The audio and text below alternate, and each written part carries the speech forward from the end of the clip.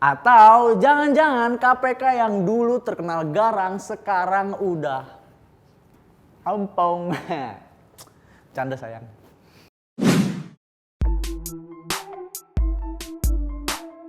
Tak terasa sudah 1 tahun pasca revisi Undang-Undang KPK oleh pemerintah Joko Widodo dan DPR. Tapi, ngomongin 1 tahun nih kayaknya KPK setahun ini nih adem-adem aja nih kayak ubin musola. OTT saya hitungnya cuma 1, 2, ya itu pun lanjutan dari investigasi periode sebelumnya. Nggak banyak kasus baru juga yang dibuka. Aduh, kenapa nih? Hah?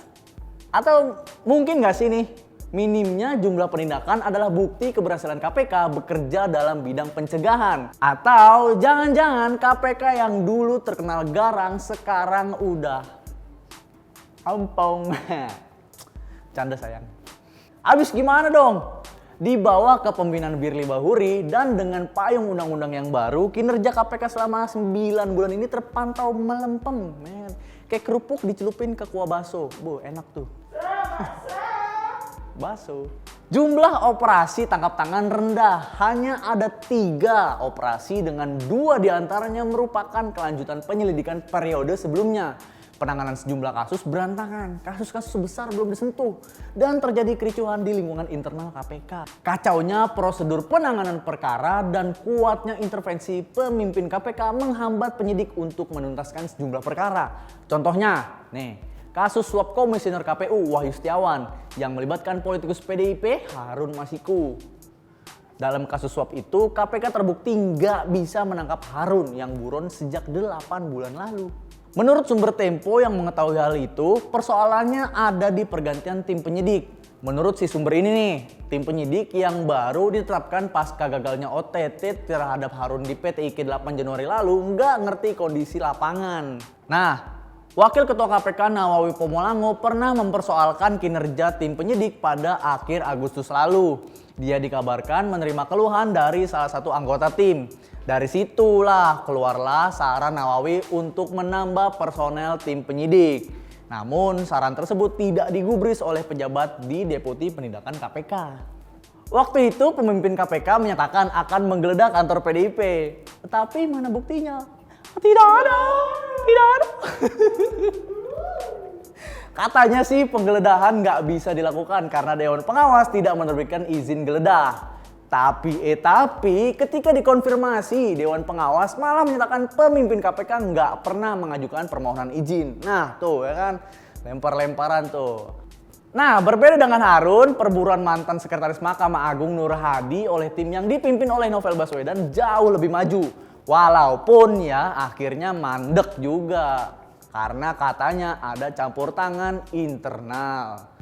Bahkan nih, beberapa sumber Tempo mengatakan pejabat Deputi Penindakan KPK melarang tim penyidik memanggil sejumlah hakim agung sebagai saksi.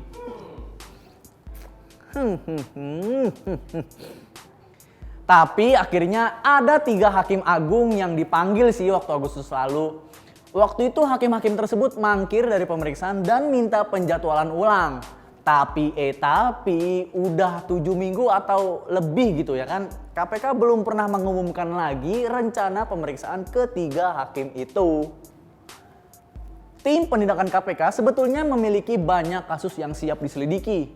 Masalahnya pemimpinnya itu kelihatan kayak nggak serius, mentang-mentang band serius sudah bubar.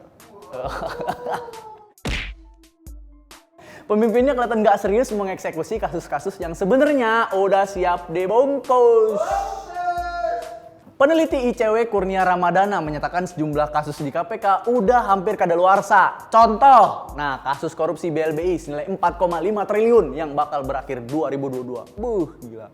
Tuh duit segitu tuh, kalau buat beli es doger, meledak amandel lu. Kurnia menilai upaya penyelesaian kasus-kasus ini semakin sulit karena penyidik KPK dihadapkan pada birokrasi berlapis dalam penanganan kasus akibat revisi Undang-Undang KPK. Pimpinan pun dikabarkan pilih-pilih operasi tangkap tangan. Kalau kabar ini benar, ini kan masih katanya. Berarti KPK nggak independen lagi dong. Berarti nggak salah dong kalau akhirnya ada yang menilai lembaga ini sudah jadi alat politik untuk memukul kelompok yang tak sehaluan. Firly berdalih bahwa operasi tangkap tangan nggak efektif mencegah korupsi. Nah, menurut Tempo, pendapatnya ini salah total. Justru operasi itu kerap berhasil menggagalkan kejahatan lebih besar yang bakal terjadi, yaitu korupsi yang nilainya bisa puluhan hingga ratusan miliar rupiah. Berharap lembaga ini kembali seperti dulu, seperti berharap dengan gebetan yang mulai singkat-singkat bales chatnya. Perubahan status kepegawaian sampai dugaan lembaga itu jadi tempat parkir polisi yang ingin mendapat bintang adalah bom waktu. Masalah yang akan makin membuat pemberantasan korupsi tinggal kenangan. Saya yakinnya begitu KPK dilemahkan, Anda koruptor-koruptor yang masih berkeliaran langsung sorak-sorak ngerasa menang ya. Tapi dari berbagai hal yang kita bicarakan soal KPK ini, saya cukup senang sih. Sekarang KPK sama pemerintah udah mulai kompak, nggak kayak dulu. Saya Fikar, sampai jumpa di Fokus Tempo selanjutnya. Bye-bye.